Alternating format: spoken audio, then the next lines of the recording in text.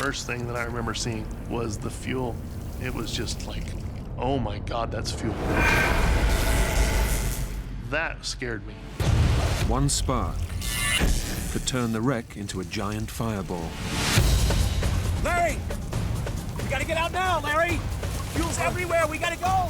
I told Larry, you have to get out of the aircraft right now. And he told me that his leg hurt. I explained to him he has to get out now if he doesn't want to burn to death. Finally got it together. I managed to go backward out of the plane.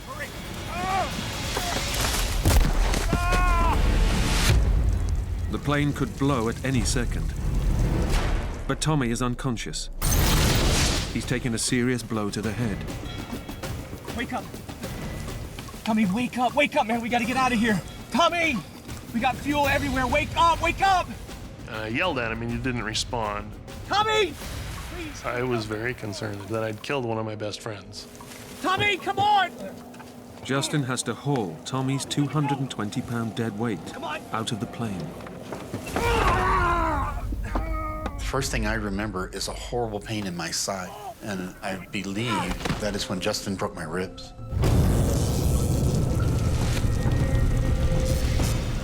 The three friends have to get away from the fuel-soaked wreck. But Larry can't walk. As soon as I put any weight on the leg, I just fell over, I immediately fell over and screamed. Larry, get up, come on, stand up. Stand up. Head up, boy, come on, go. When I got him to his feet, the pain in my side was excruciating. But I felt it was more important to get away from the gasoline than it was to worry about the pain.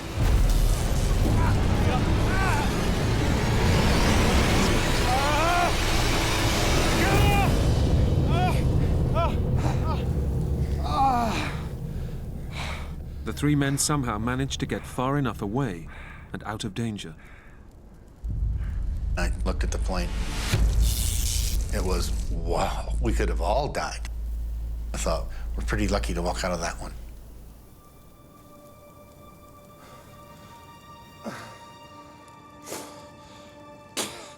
Tommy and Larry are both seriously injured. As well as his broken ribs, Tommy has also taken a massive impact to his head. There's no way of telling if he has brain damage or internal bleeding. The most life-threatening injury I had was the blow to the side of my head that had knocked me unconscious.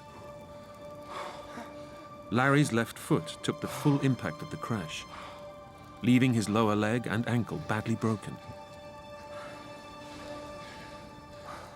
It was useless, so I couldn't walk. There wasn't much that could be done for me. It had to be left alone.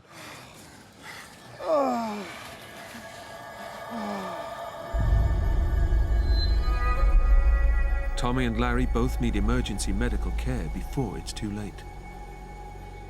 But the men are stranded, miles from rescue, in an inhospitable mountain range.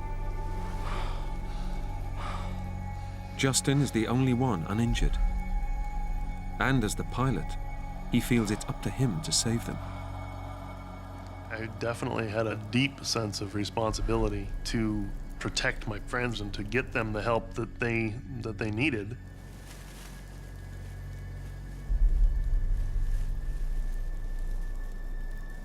So we're in this situation. What do you do to make it better? I needed to do something. I was thinking about going back to the aircraft to make a radio call. Now pilot Justin Kirkbride has to risk turning on the electrics if he's going to transmit an SOS call and save his two severely injured friends. For me, my thought process was that I was probably going to burn to death. But I just decided that it was worth the risk.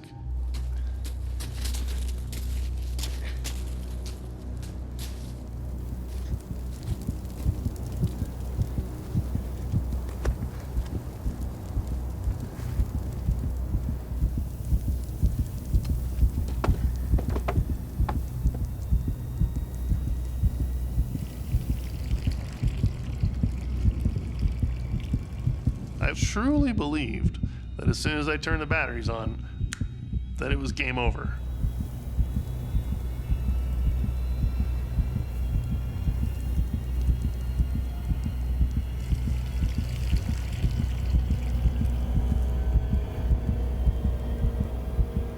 took a deep breath,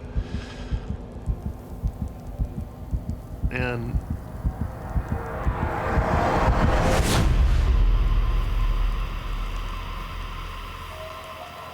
nothing happened. Mayday, mayday, mayday. So I made my call. November 3535 Echo. Cessna 172, due north of Durango, in a canyon, unknown.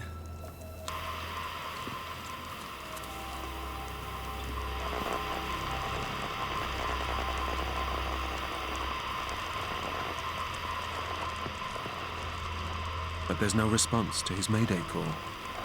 You know, I had no way of knowing if there was any signal that got out at all. And realistically, nobody knows where we are. My initial thought was that I need to get help here. They're in the middle of a mountain wilderness, and there's no guarantee the rescue services even know they've crashed. Larry is completely immobile, and Tommy's massive hit to the head could develop into serious brain damage if he's not treated soon. I just put in a mayday call. I don't know if it got out. I definitely felt like I'd let them down. I'm so sorry. It's all my fault. I needed to do something to get them the help that they needed. Look.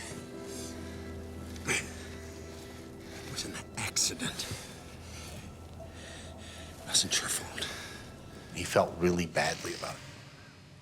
So he was going to do everything he could to get us off that mountain as quickly as possible. Justin believes the only way of getting help is by hiking out into the icy wilderness, unprepared and totally alone. He knows he's risking frostbite and even hypothermia, but he can't stay here and watch his buddy slowly die. Are you sure you're okay? I'm fine. I think I can get help. Justin remembers flying over the town of Durango 10 minutes before they crashed. I can get to Durango. I knew that it probably wasn't more than maybe 15 miles.